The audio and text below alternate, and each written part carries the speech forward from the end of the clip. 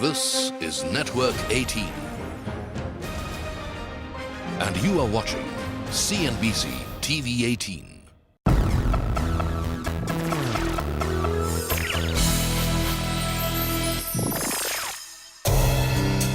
Emraan Hashmi is the unlikeliest of film stars. Till about 3 years back, Emraan was the leading man of a spate of box office hits like Murder and Jannat. No full films produced by his uncles Mukesh and Mahesh Bhatt under the banner Vishesh Films.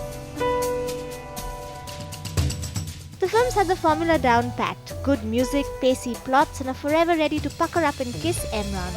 It was a box office franchise which almost always hit home and put Hashmi in a comfortable rut. But since 2010 and Once Upon a Time in Mumbai, Emraan has gone into reinvention mode. Last year, Dibakar Banerjee's Shanghai got him critical acclaim and a leading role in Oscar-winning director Danis Tanovich's next film. This year also, watch out for Emraan in Rajkumar Gupta's Ghan Chakkar, an edgy comedy about a con man. We met up with Emraan Hashmi at Shangri-La's Eros Hotel to talk about his brand of stardom on the A-list today. Emraan, thank you so much for being on the A-list. Thank you. And Emraan, let's just start with the A-list only. What do these tags mean to you? Now, when they say Emraan Hashmi is now an A-list film star, what does it mean to you? Does it mean anything? I don't know. I don't know the clear definition of what A-list stands for. I don't know the clear definition for a star, a superstar, or all those things. So I'm just happy doing the kind of films that I'm doing right now. I'm getting some fabulous roles, some great characters to play, some good filmmakers to work with. It must mean something. At some stage you were labelled as, the Emraan Hashmi film is a genre in itself. Yes. You've heard that. Yes. The B film which is made on a low budget but gets a return on investment. Yes. And of course, the serial kisser label. Yes. So moving from that to this must mean something. Come on, it's only human. Yes, there's somewhere there was a clear association with my brand of films, which started off with a big success early on in my career, a film named Murder, Yes. which suddenly became that kind of content in those films became synonymous with the stuff that I did, erotic thrillers, Yeah. which I did for a pretty long time, for like Yes. 3-4 years, Yes. because the industry, what happens is that when there's no clear plan. I mean, I obviously was very unconventional and I didn't fit into the traditional hero bracket. But then when a film like Murder did well, the industry wanted to make more of that. So I had a lot of erotic thrillers, and then that kind of, for me, was not satisfying after a point of time. They were working, most of them working at the box office, but I was being very repetitive. I think 2 films really changed that for me. There was 2 benchmark films for me. One was Jannat that kept me, but again, conforms to what I kind of To do the similar, but parameters, again yeah. about match fixing. And the big change was Once Upon a Time in Mumbai. Then I started getting work with big producers, filmmakers who've made kind of big budget films.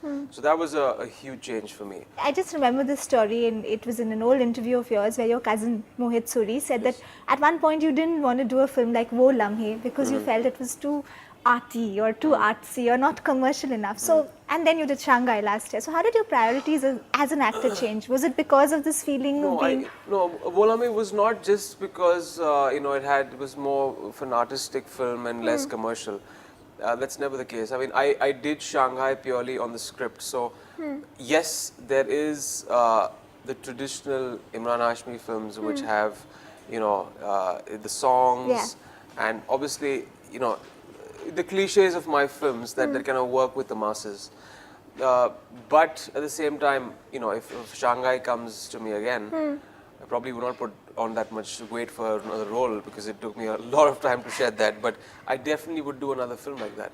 Like again, Danis's film, which I'm doing, international film, is not traditionally the mass potboilers that you see me doing. So the reasons for me not doing Wo Lamhe was just purely that I felt that I wouldn't fit into a script like that. I didn't see myself play the hero in that film. That's why I didn't do it. But for an actor, commercial viability is important. I mean, after all, it's a business. Extremely. Yeah.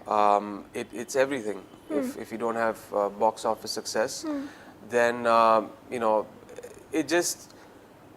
your career somewhere just is restricted to doing, character-based roles, but you don't. There's no. The film is not riding on your name. What they say is, they call a star Yeah. of driving, people into the cinema halls, getting those kind of eyeballs for your film. I think that's extremely important. That's what I learned from my first film. That's what I wanted to do. I wanted to play, predominantly the mass hero. I wanted to be that, and just cater to almost like this huge audience out there. First 4 or 5 years of my career, I had a huge amount of criticism for my films and my performances. Most people didn't know what I was doing because it didn't conform to traditional Bollywood mainstream cinema. I didn't look like a traditional mainstream hero, and I was doing these erotic thrillers, which were getting panned again and again.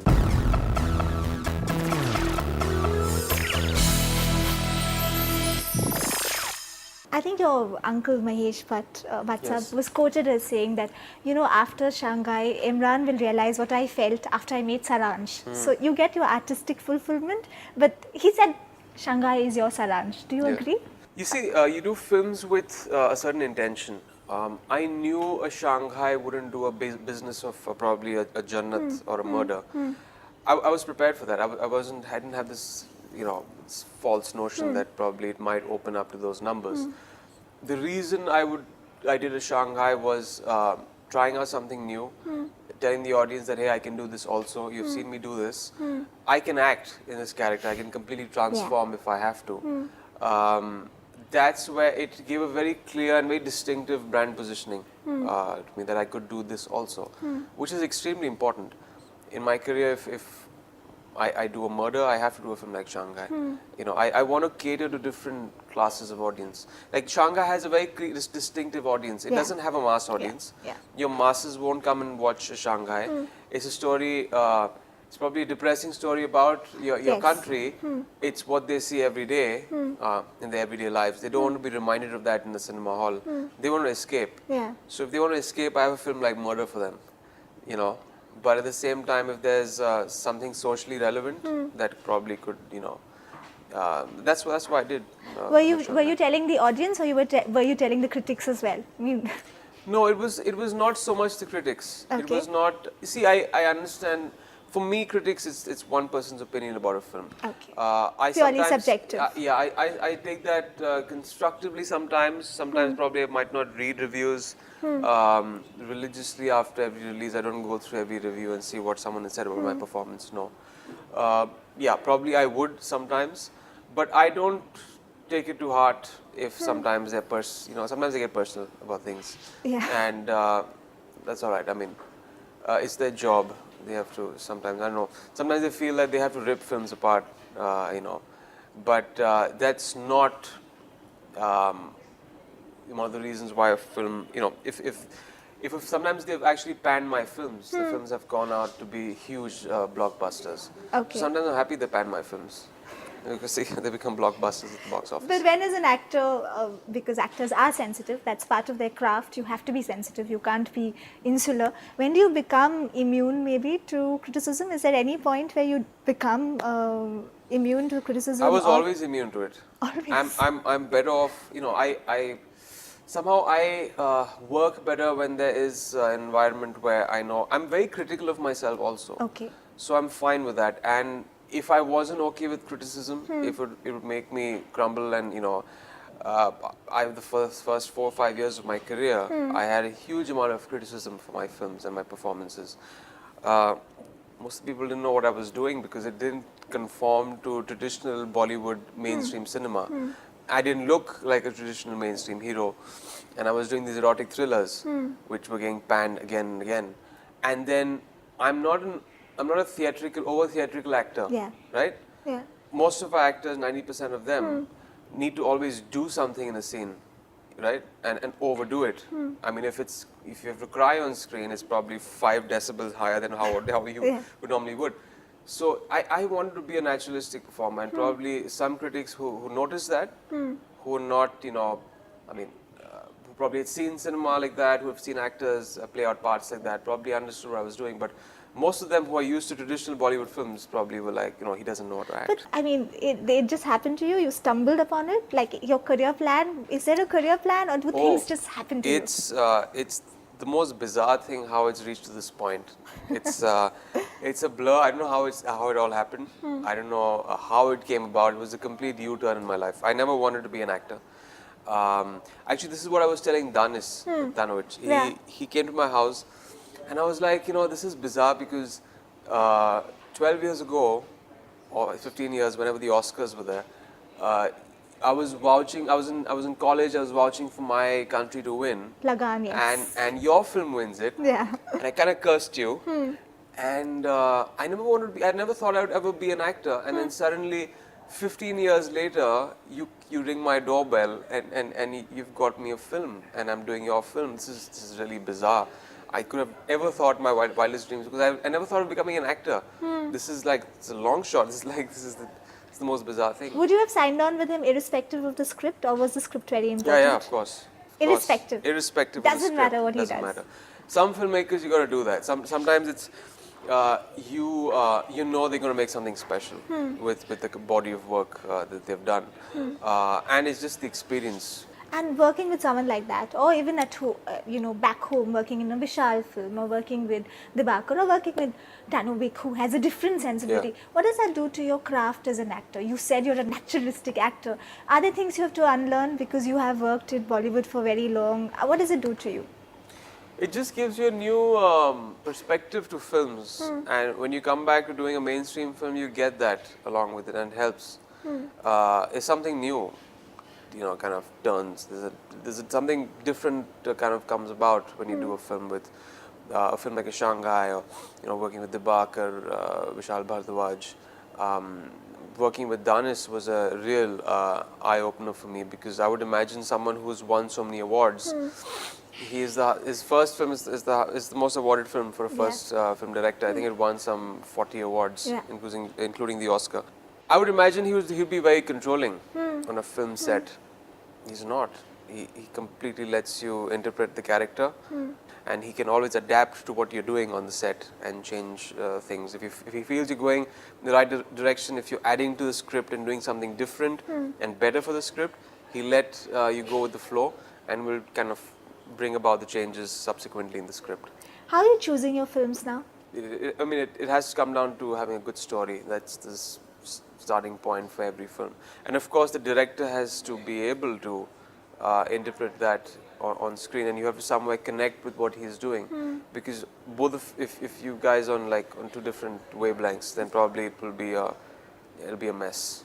Your uncles with Vishesh Films, both Bhatt Saab and Mukesh ji, they set up this almost parallel film center, so to say. And in the process, they created a really big star. But have you now moved beyond that? Have you become too big for the banner? No. If it wasn't for them, I wouldn't be doing films. Okay. So their family, it's my film company, Vishesh Films, and we've given 3 huge successes in a row. We've given Murder, Jannat, Raz 3, the last one. We're just kind of waiting around to kind of get the right script. We have got it, and we probably go on floors early next year. Okay. So it's going to be something interesting. We're just waiting around. People, when I was just working with them, the media used to ask, why are you just working with them? Why don't you work with other filmmakers? And then when I'm working with other filmmakers, it's like, why are you not working in the Bhatts? There's always a question, So if there is Murder 6 or Jannat 5 or Raz 6, or you would... For me, I have to be convinced, by the director. For me, it's always been a trilogy. If there are sequels, it's up to part 3. After that, it's just stupidity. I don't know. It doesn't work for me. So for me, it was always to Jannat 3. That's it. That kind of wraps it up. We've made Jannat 2. We didn't make Jannat 2, we made Jannat 2. Yes. Yeah, I was completely confused, so many sequels. Yeah. So, yes, I would do Jannat 3, but not Jannat 4. Okay, so no Jannat. That's too far. So in some conversations that I've had with Bhatt Saab, he says that, when it comes to the audience, he's become almost cynical. He says that, I made Saransh, I made Zakham, but no one nobody came and watched them, and now I'm making this kind of cinema. So what do you have to say on that? It's not cynical, it's a realistic approach. You can hold on to something that you did 20 years back, and when the terrain changes, you got to change with it. You can't just be stuck there in that zone, you know, and not adapt to you know, the new audience. With, you know, when the tastes are constantly changing, the audience always wants to see something new. Whenever there's a new interpretation to a particular genre, slowly the tastes change, and then you have to adapt to that. If you can't, you won't last here for very long. So I think that's what he means. But today, as an actor, you are doing Shanghai, you're doing Ek Thi Dayan, Yes. you're doing a lot more. So haven't the times changed, or does audience sensibility still sort of confuse actors, filmmakers? How does it work? If you want to do you know, a film like Shanghai, you have to make sure the budget is really tight, and because it's, at the end of it, is an experimental film. You're hoping that it'll clock in the numbers, but the trade keeps saying that the trade doesn't want you to change. The trade will say no. Imran Hashmi has to only do a film like A Murder or Jannat, and probably. But Shanghai brought in pretty respectable numbers at the box office and made 23-24, but nothing compared to a commercial success of mine. But I think more came about from a Shanghai. So I can't just do one film like a Shanghai in a year. I Yeah. need to balance it out with something else, Yeah. you know, to give the mass audience, give them something through the year. But what Shanghai gets me is it gets me a Danish Stanovic film. Okay. So that's what it did for me. So it got me pretty respectable average numbers at the box office, and then it gets you noticed in a different world, where probably it's inching towards something. I don't know what it's inching towards. I mean, after this, I get to work with the Oscar, you know, directors won an Oscar Academy Award. Probably, I don't know what happens after that, but it's just definitely leading to somewhere. I don't know where. something. It's I've got an international film after that. I don't know what's going to happen after the Danis film. Yeah. How the reception will be in film festivals. I'm hoping for the best. I don't know. So this is the But this path goes that with your eventually- overall plan of not having a plan. Yes, yes. You have somewhere a strategy in mind, but you don't really know which way it's going, but you're going with the flow, and you're getting, you know, one film at a time, interesting films, interesting characters, and you're going with the flow. When you have to make a quintessential Imran Hashmi mainstream film, then you have to throw in these ingredients. Otherwise, the dish won't be tasty, and the audience won't lap it up.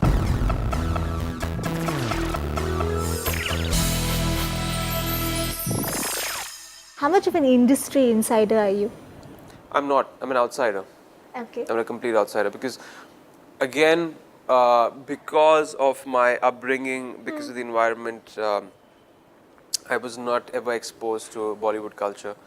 I probably feel somewhere, you know, probably not connecting with most of the things that our culture has, and yeah, pretty much an outsider. But do you have friends in the industry, close friends, or are your friends circle from outside the industry? You know, we have a great time when we work in a film. We keep in touch. Most of my co-actors, and yeah, I guess I would call them friends. Yeah. Okay. And then you move on. You move on to the next film. So you can't really spend too much time with them because, you know, it's when the project is over, everyone goes to their own films and their own commitments, and that's the life. And you come back together again when and you have a great time when you're working on a film. So. I mean, we see you a bit during your film promotions, but otherwise you keep a low profile. Yes. That's conscious. Yes, that's conscious. You won't see me in a film party. Yeah. Okay. No fun. They don't serve good food. No, I'm teasing. Also, I wouldn't eat it because it's really fattening. Yeah. So probably, but I don't know. I don't like film parties. No, Okay. I find them highly boring. Okay. So for me, it's disconnecting from the film environment once my film is done. When I finish shooting for a film, it's spending time with friends, family, different life, travel. Kind of adds to things. I mean, I don't know. I don't like going back in the same environment after you're out of a film set. There's another life I lead, and I don't always carry the baggage and that association and that identity that I'm a star, I'm an actor, and constantly take that out of the film set. When I'm out of the film set, it's just me. I'm someone else with So you my don't family and have the friends. baggage of stardom, the entourages, which say mind-blowing to everything? No, I hate that. If someone would always say mind-blowing to my films, I'll throw that person out of the room the first moment he says that. I would rather have people around me who give me criticism, constructive, real criticism for my films. but I'm always wary of people who are always praising. We started the interview with me asking you about the many labels that have been given to you, the underdog, the Emraan Hashmi film, the serial kisser and all of that. Is that a label you ever want to kiss goodbye to? Or is that part of who you are? No, it's, it's all these things, it becomes part of your on-screen, I would say, identity sometimes. And when you have to make a quintessential Emraan Hashmi mainstream film, then you have to throw in these ingredients. Otherwise, the dish won't be tasty and the audience won't lap it up. I think in any, even in Western cinema over here, people love their stars, their actors, and they want them to do certain things. If it's an action star, they want them to. I fortunately, unfortunately, have got this to do. I don't think it's a very unfortunate It's not a very thing to unfortunate do. thing, no. The unfortunate part, I'm saying that for my wife. But sometimes you want to just try out something new. You want to take, it has that risk element, it has you stepping out of your comfort zone. That actually helps in the long run. It helps your traditional mainstream films, your stuff that you've always done, because you bring in a different sensibility. It kind of somewhere changes you as a person, as an actor, when you do something different, when you do something risky, when you step out of your comfort zone. And all your releases this year, are you stepping out of comfort zone with them? Ghanchakkar is a different kind of a comedy. It's not your traditional, but again, extremely super funny. But I think in a way, very intelligently somewhere up my alley, Ghanchakkar. It's got that intense dramatic character, grey shades, but the comedy is completely different. So I wouldn't say it's a risk. It's calculated risk. It is definitely going to have people laughing. And Danis's film. Of course. There's the joint production with Karan Johar and Ekta Kapoor. There's Ungli with Renzel, produced by Karan, that will be releasing in this year. So Emraan is going to be an eventful year. Hopefully we get to see the quintessential Emraan and the experimental Emraan as well. Yes, you will. Yes, you will. Thank you. Thank you so much.